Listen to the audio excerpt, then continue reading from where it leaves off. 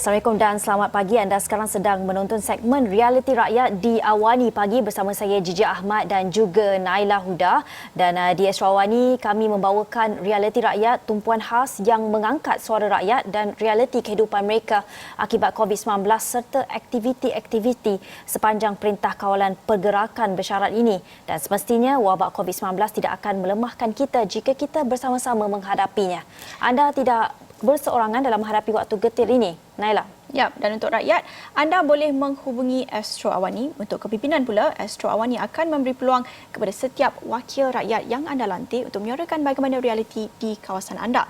Setiap cerita, masalah dan segala kegusaran akan kami cuba bawakan di Astro Awani. Segmen Realiti Rakyat hari ini bermula sekarang.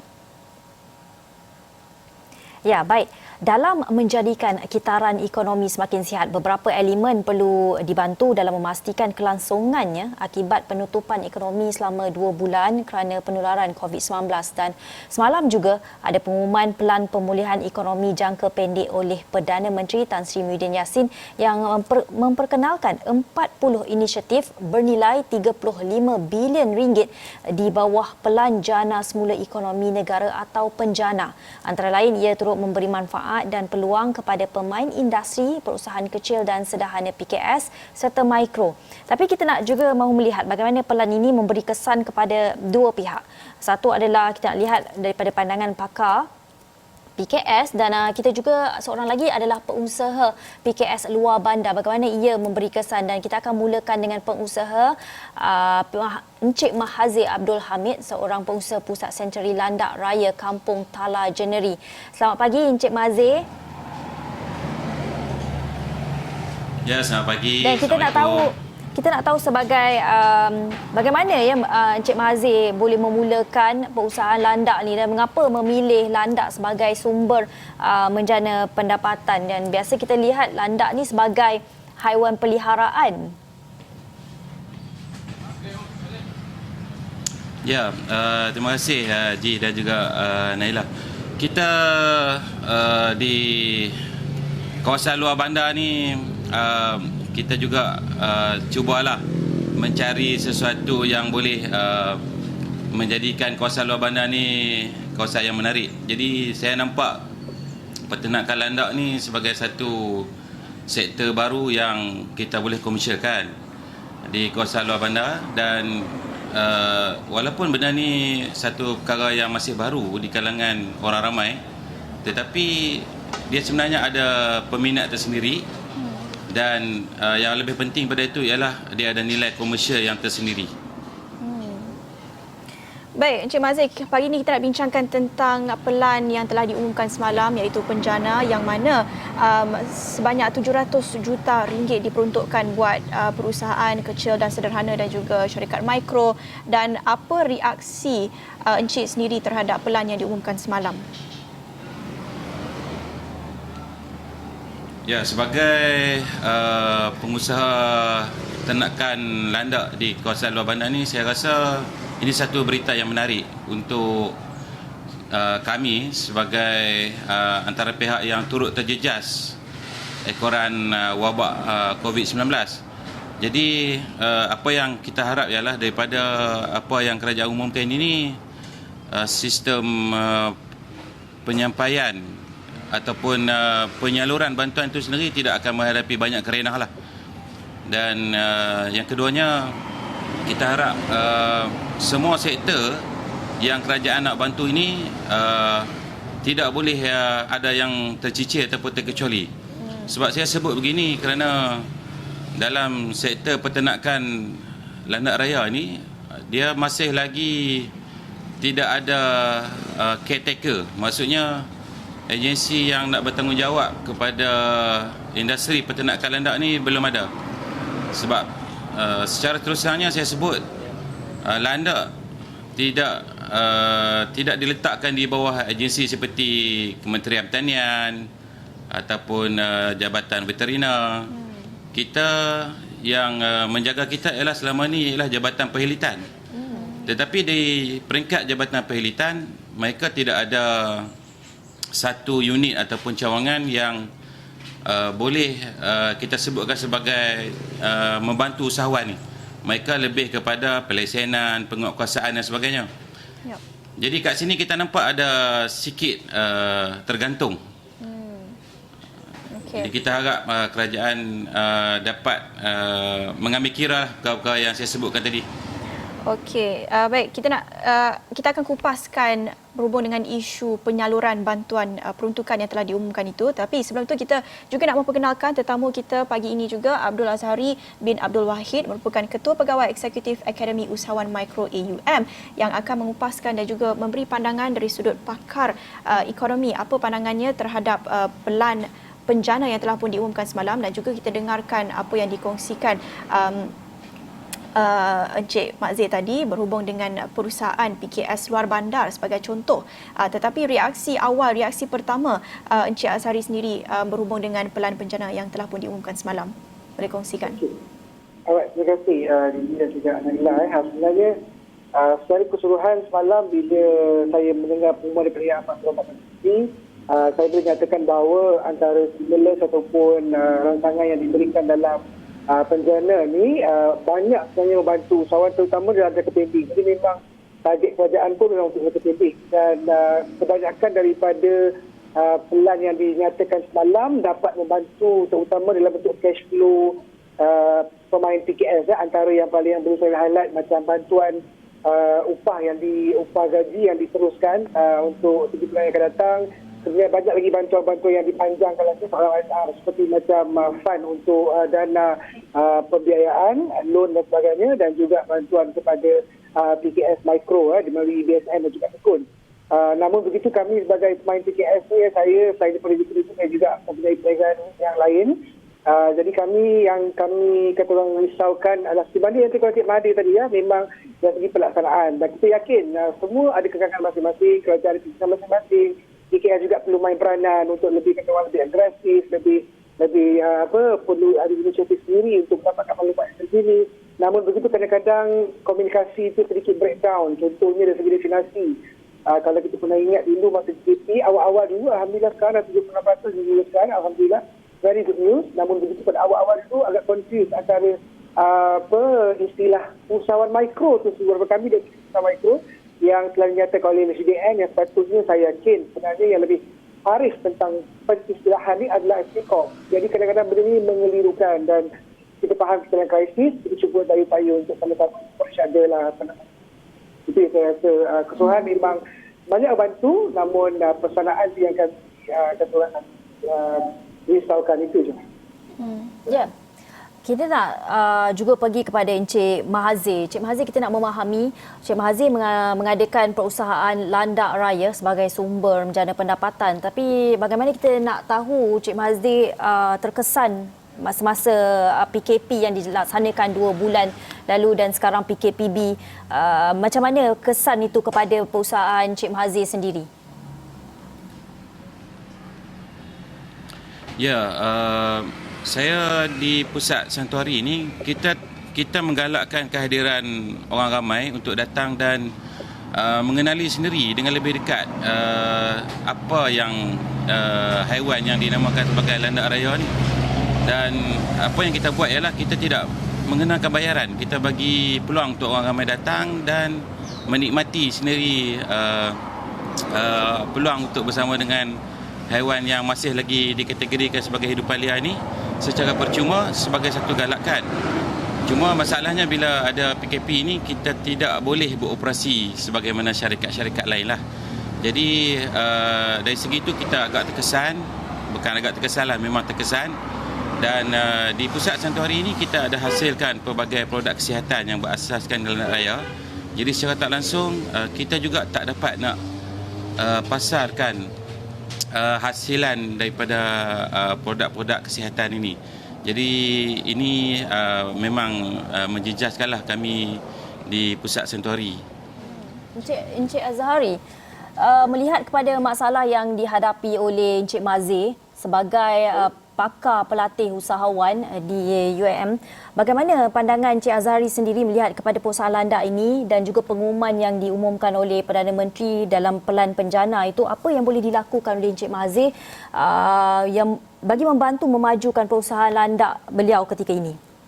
Okey, saya memang mengucap tahniah pada Tuan Mahdi kerana memang menjalankan perniagaan yang unik, yang memang sangat istimewa. Tak ramai player. Saya browse tu dalam internet tadi pun, tak ramai player landak ni.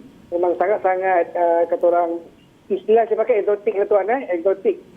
Dan peluang dia sangat besar, saya fahamkan income dia juga besar.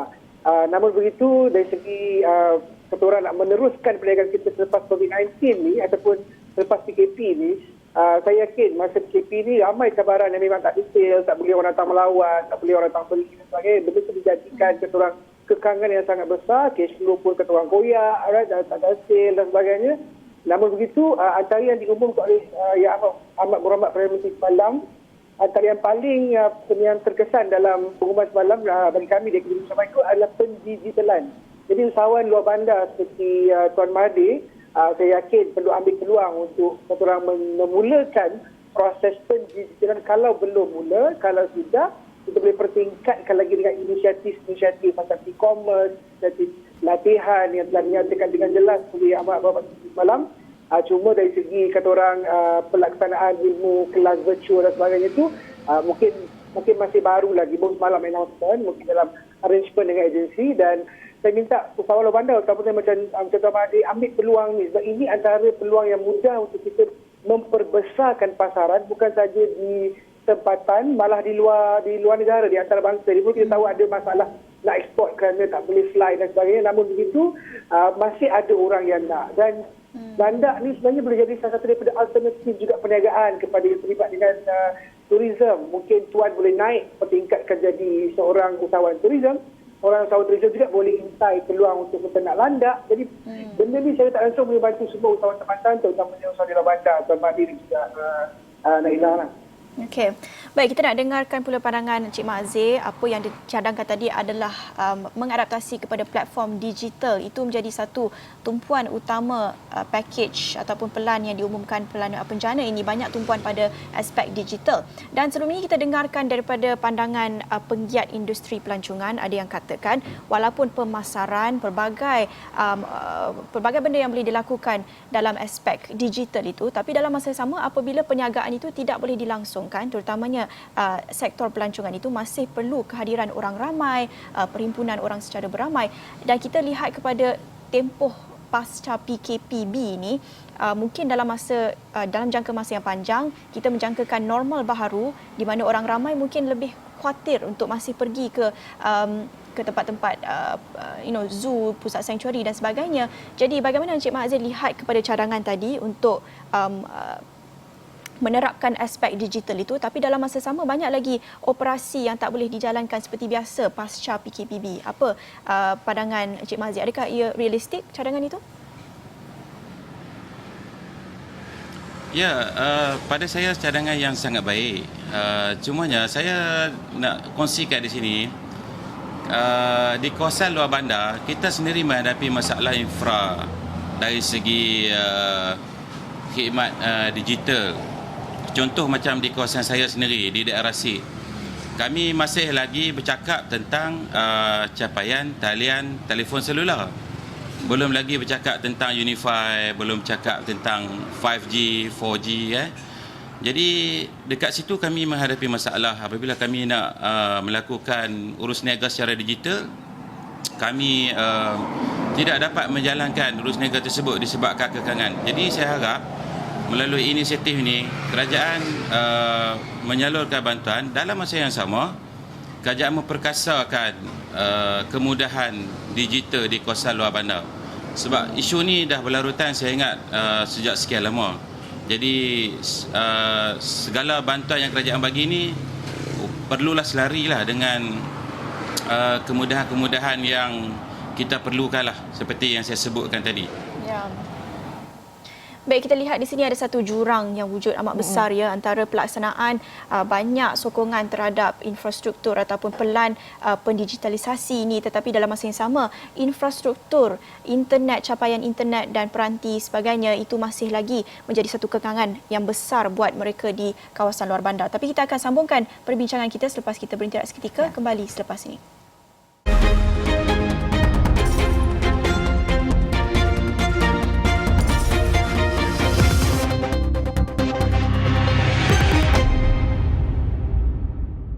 Bertemu lagi dalam segmen Realiti Rakyat. Anda bersama saya Gigi Ahmad dan juga Naila Huda. Kita telah membincangkan mengenai manfaat penjana kepada industri PKS yang mana pelan pemulihan ekonomi jangka pendek yang diumumkan oleh Perdana Menteri Tan Sri Muhyiddin Yassin. Dan bersama kita ada dua orang, iaitu salah seorangnya adalah Ketua Pegawai Eksekutif Akademi Usahawan Mikro AUM, merupakan pakar kepada pelatih usahawan-usahawan PKS, Abdul Azhari Abdul Wahid, dan juga Encik Mazir yang merupakan pengusaha landak raya di Kedah, yang mana kita lihat kedua-duanya ini dalam memberi reaksi kepada pengumuman yang dikatakan oleh yang dibawakan oleh kerajaan dan juga yang disebut oleh Perdana Menteri Tan Sri Muhyiddin Yassin. Tapi kita nak pergi kepada Encik Azhari.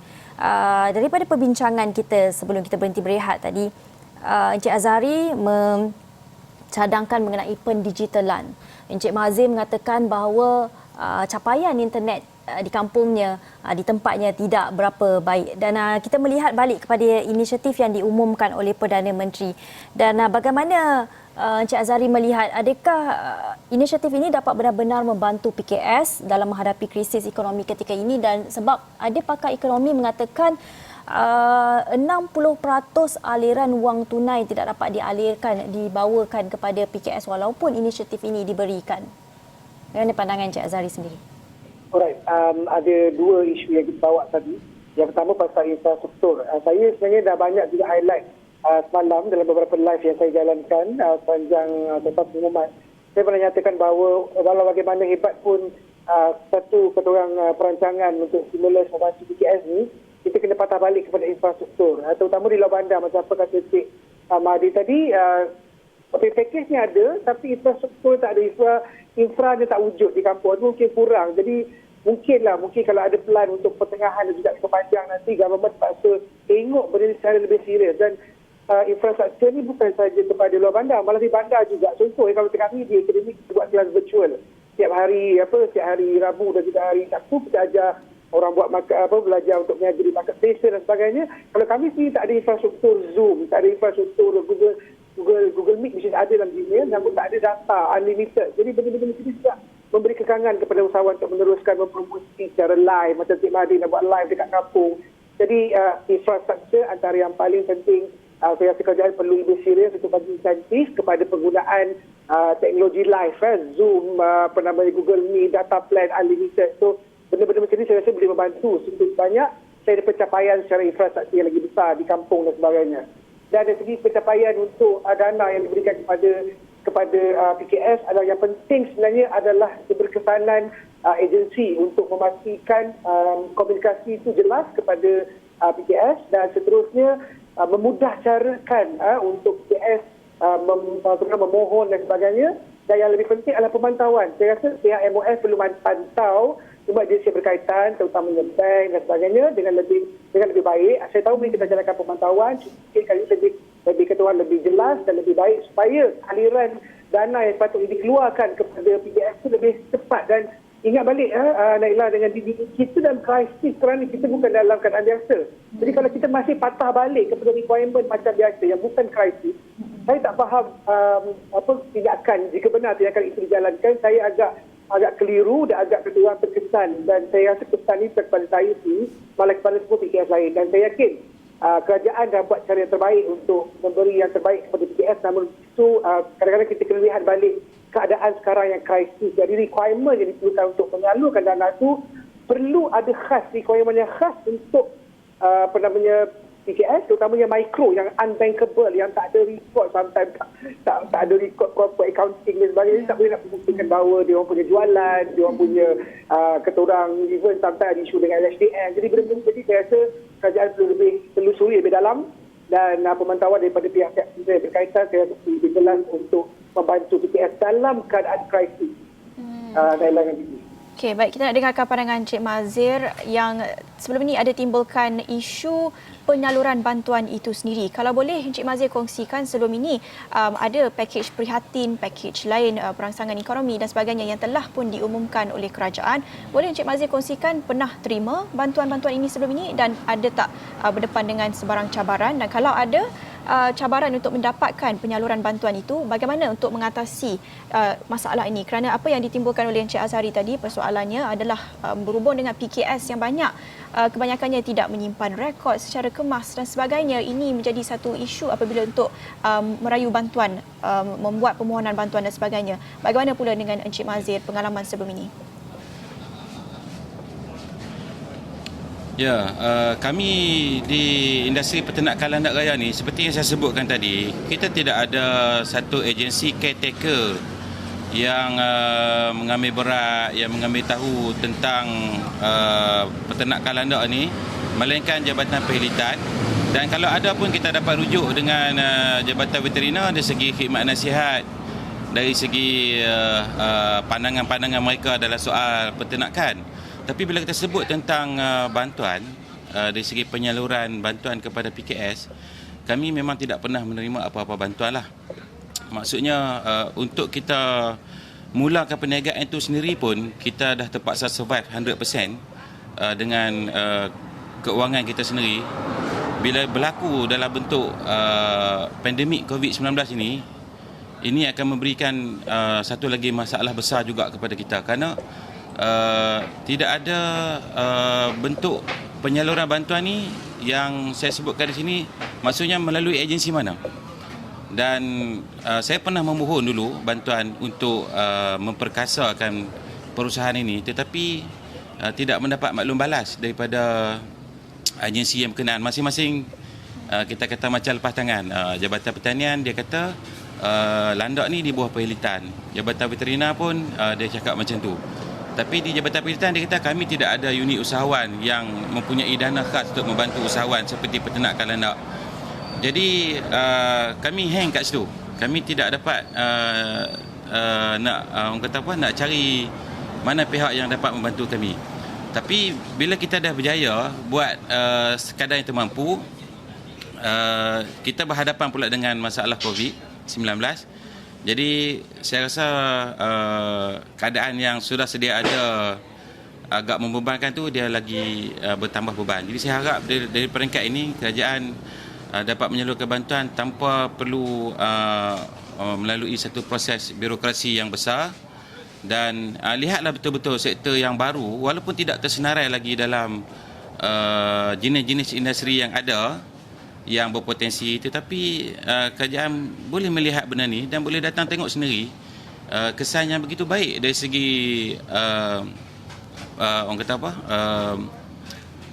peluang dan juga nilai komersial yang ada dalam industri peternakan landak ni. Ya. Encik Azhari, kalau kita lihat apa yang dicadangkan oleh Encik Mazir tadi sangat menarik. Tapi bagaimana pandangan Encik Azhari? Kita nak lihat banyak ya, kalau kita tengok dalam plan package penjana itu sebenarnya banyak yang diberikan kepada PKS. Bagaimana Encik Azhari sendiri sebagai pakar dalam bidang ini nak menggalakkan, nak menekankan bahawa pertama pendigitalan itu penting. Kedua adalah merebut peluang itu juga penting. Dan bagaimana kita nak gabungkan ini dalam menggalakkan semua usahawan merebut peluang, dalam masa yang sama kerajaan juga mendengar apa yang mereka mahukan industri-industri terpencil juga. Encik Azhari. Okay. Alright. Dia sentiasa ada dua sudut. Sudut pandangan kerajaan, sudut pandangan PKS. Alright. Untuk di peringkat PKS, memang tak inafikan pendigitalan ini bukanlah satu-satunya solusi untuk menghadapi COVID-19 ataupun post-COVID-19, post-PKP MCO. Namun begitu, antara solusi yang paling terbaik sekarang ini adalah pendigitalan. Tak kisahlah bermula semudah macam belajar untuk berada di marketplaces ataupun buat website. Orang yang mudah, macam di akademi kita ada solution di dansto.com yang boleh bantu orang convert Facebook page jadi website, mudah nak maintain. Jadi idea pendigitalan itu bukan hanya kepada benda-benda yang complicated, benda yang susah. Jadi kita mulakan dengan yang simple, macam niaga di marketplace, letak posting di Facebook page, forward message di WhatsApp. Benda-benda yang mudah ni saya rasa bantu, terutama usahawan-usahawan mikro dan juga usahawan di Alor Bandar. Namun begitu dari segi peluang pula, bagusnya COVID-19 ni mengajar usahawan supaya lebih peka dokumentasi. Jadi usahawan-usahawan mikro ataupun usahawan kecil ni perlu peka dokumentasi dan juga tanggungjawab kita sebagai usahawan. Contoh, ada isu dulu dengan sokso, yang tak bayar sokso jadi tak boleh nak claim upah. Jadi ataupun yang tak rekod baik-baik ataupun tak bayar dengan LHDN, tak declare dan sebagainya, kita faham. Tapi kadang-kadang usahawan ni confuse ada liability. Declare di LHDN bukan bermakna you kena bayar. Kalau income memang tak cukup syarat, ada syarat-syarat dia, mungkin anda tak perlu bayar pun. Dan kalau cukup syarat, bayarlah. And for those Muslim, saya agak confuse sikit pada usahawan Muslim ni. Kalau anda tak declare LHDN, tak tahu income anda berapa, macam mana anda bayar zakat? Itu persoalan saya. Jadi kita kena tengok baliklah, kita tanggungjawab sebagai seorang Muslim, bila kita tahu pendapatan kita yang jelas, kita boleh kira untuk bayar zakat. Dan zakat ni antara benda yang wajib sebagai seorang Muslim. Jadi declaration kepada LHDN, bayar bila kena pada masanya, dan benda tu bantu kita krisis, sokso, EPF dan sebagainya, dokumentasi yang baik untuk memudahkan minta loan dan sebagainya. Benda macam ni tanggungjawab PKS. Kami memang tak boleh lari dah. Kita nak belajar daripada kelemahan kita, dan saya banyak dapat PM daripada banyak usahawan seluruh Malaysia tanya tentang benda ni, dan kadang-kadang kami di akademi nanti saya kira pernah juga nak menjawab. Jadi kurang-kurangnya boleh membantulah dari segi ketersediaan kita di mana yang nak dibantu oleh kerajaan dan hilangan. Ya, baik, hujah yang amat tegas kita dengarkan daripada kedua-dua pihak pagi ini bercakap tentang pelan penjana yang diumumkan semalam dalam kita memanfaatkan banyak geran dan banyak sokongan yang diberikan kepada PKS, tetapi dalam masa yang sama sebenarnya ada banyak kekangan birokrasi dan juga jurang digital itu masih wujud lagi, terutamanya buat PKS di luar bandar. Jadi dengan itu kita ucapkan terima kasih kepada tetamu kita pagi ini, Mazir Abdul Hamid yang merupakan pengusaha pusat Sanctuary Landak Raya di Jeneri Kedah, dan juga terima kasih kepada Encik Azhari Abdul Wahid, Ketua Pegawai Eksekutif Akademi Usahawan Mikro AUM, yang kita harapkan dengan perbincangan kita tadi dapat memberi pencerahan kepada PKS lain di luar sana yang menonton, apa strategi, apa aspek-aspek yang mereka perlu ambil kira dalam mereka menerima pelan penjana ini, bergerak ke hadapan pasca PKP, bagaimana untuk memulihkan semula dan melangsungkan operasi perniagaan mereka. Dengan itu kita akhiri Awani Pagi segmen Realiti Rakyat di sini bersama saya Naila Huda Dan saya Jijik Ahmad. Terima kasih kerana menonton. Jumpa lagi. Bye.